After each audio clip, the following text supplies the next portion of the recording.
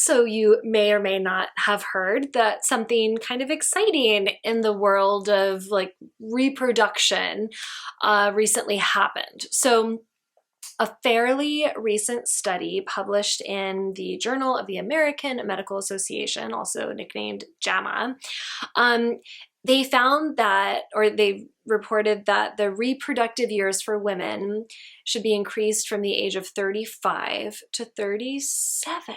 So why does this matter? Okay, so for a really, really long time, women 35 and older were labeled as advanced maternal age. And a lot of fertility specialists believed that, a woman's reproductive, organs, just everything kind of slowed down from 35 on, that it was harder for her to sustain a healthy pregnancy. It's also been believed that women 35 and older have a slightly higher risk for things like miscarriage, genetic abnormalities, fetal growth issues, preterm labor, preeclampsia, stillbirth.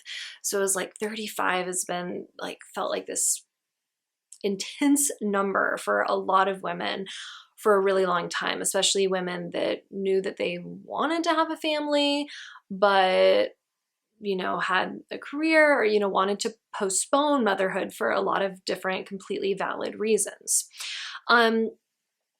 So yeah, it's really exciting because a lot of women are waiting longer to have children, and we're no longer considered of advanced maternal age until age 37. And honestly, it's still silly that that label advanced maternal age, or even worse, geriatric pregnancy, is placed on any woman, because a 37-year-old who is incredibly healthy, has good genes, could potentially have a better chance of conceiving a healthy pregnancy than a 29-year-old who smokes, who eats a lot of fast food, who has genes that might make her have a higher chance of having, issues with the pregnancy. So again, it's all relative.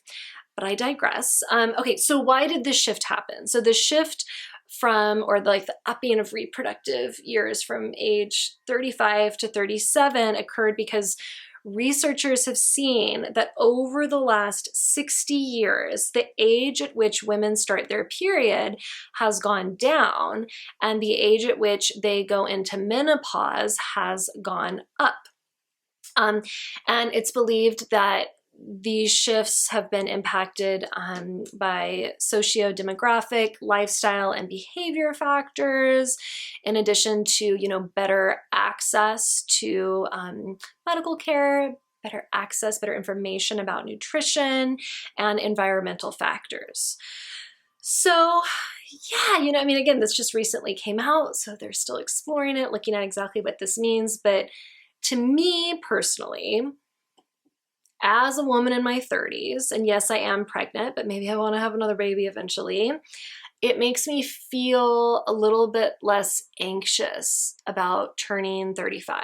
It makes me feel, and I have tons of friends that got pregnant in their late 30s, early 40s. My mom had my brother at 44, and he is way smarter, way healthier, a much better all-around person than I am, she had a perfectly healthy pregnancy. So I've always believed that it's absolutely possible to have a healthy pregnancy after 35. But society has still given me that constant message that, when you turn 35, your reproductive system, everything just goes downhill. And now we get a couple more years, which I think is exciting. So let me know your thoughts about this in the comments below, or if you have questions about anything else relating to pregnancy, childbirth, or early motherhood.